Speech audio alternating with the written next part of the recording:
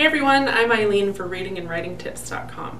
In this video I'm going to talk about story dice and why I think every writer should have a set at their desk.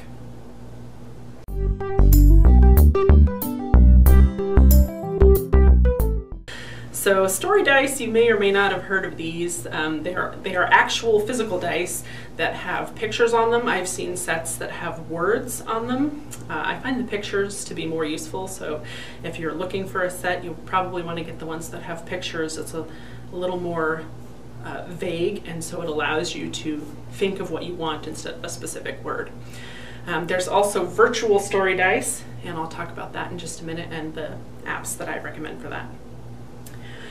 So story dice, the idea is that you roll the dice and you get a set of pictures, and you either use those specific pictures in your piece of writing, or you use those as inspiration for what you want to write. So for example, if I had 3 story dice and I rolled them and I got an umbrella and a peach and a dog, then I would want to include all 3 of those things in my story. So as you can see, sometimes the items don't immediately connect with each other, but that really causes you to think outside the box when you're writing your piece, to include all of those items in a meaningful way.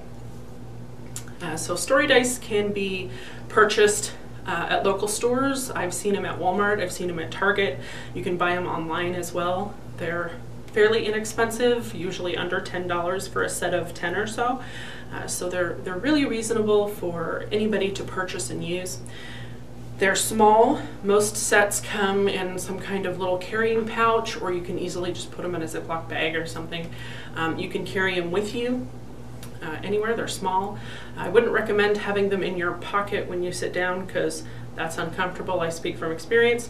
And but they are nice to put in a bag and take with you. The cons of the physical story dice are that they can be noisy when you're rolling them and shaking them all around. So if you're in a library or something, you might want to keep them on the down low so you don't interrupt people.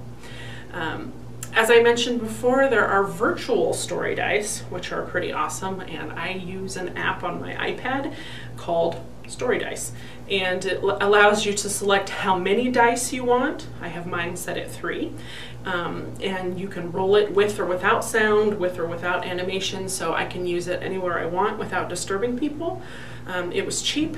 I believe it was under $5 to purchase, and sometimes you can find it on sale for free or just a couple of bucks. So that they're very affordable, and they're extremely useful, not only for helping you get past a spot in a story where you may be stuck, but they can also help you sometimes when you're working on a longer piece of writing, like a novel. You may be frustrated with the novel and you just need to set it aside for a minute.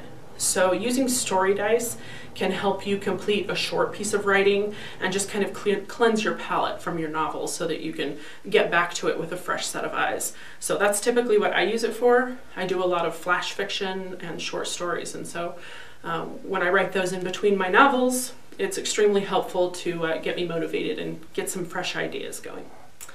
So I love story dice. I do have a physical set of story dice that I like to use sometimes, but most of the time I use the Story Dice app. I'll put a link to the app in the description below. You can also go to readingandwritingtips.com on the resources page, and you'll find a link there as well to the app that I use and recommend. So if you use story dice, or if you give them a try and want to let me know what you thought, head over to readingandwritingtips.com, and there's a blog post on story dice. Leave your comments there, or you can also send me an email from the contacts page. So from now until the next video, happy writing.